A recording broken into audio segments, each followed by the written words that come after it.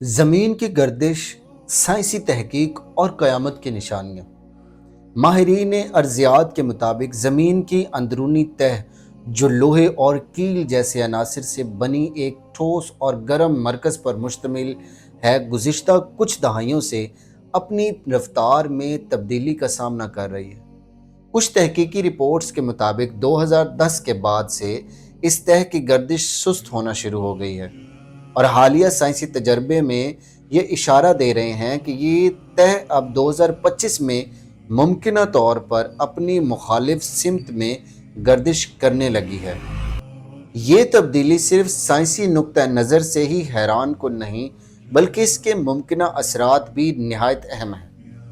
سمندروں کے درجہ حرارت اور پانی کے بہاؤ میں تبدیلی، غیر معمولی موسمی حالات، اور یہاں تک کہ گہرے سمندروں میں رہنے والی مخلوقات کا ساحلوں پر نمودار ہونا، یہ تمام نشانیاں زمین کی اندرونی تبدیلیوں کا نتیجہ ہو سکتی ہیں۔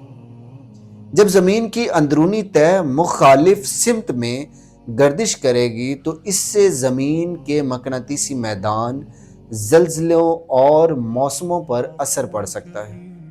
سائنسی اندازے اس بات کی تائید کرتے ہیں کہ ایسے واقعات زمین کی ساختی تبدیلیوں کی نشاندہی کرتے ہیں۔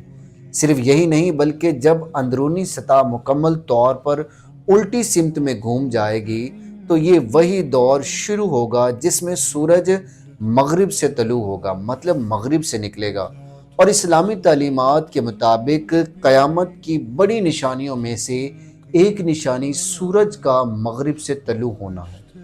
جیسا کہ مفہوم حدیث ہے کہ رسول اللہ صلی اللہ علیہ وآلہ وسلم نے فرمایا، قیامت اس وقت تک نہیں آئے گی جب تک سورج مغرب سے طلوع نہ ہو جائے، پھر جب وہ طلوع ہوگا اور لوگ اسے دیکھیں گے تو سب ایمان لے آئیں گے، لیکن اس وقت کسی ایسے شخص کا ایمان اسے فائدہ نہیں دے گا جس نے پہلے ایمان نہیں لایا یا اپنے ایمان کے ساتھ کوئی نیکی نہیں کی، مطلب وہ وقت توبہ کا دروازہ بند ہو جائے۔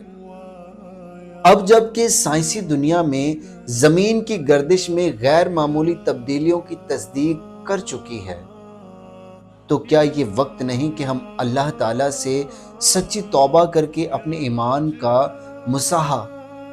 مصاحہ کریں؟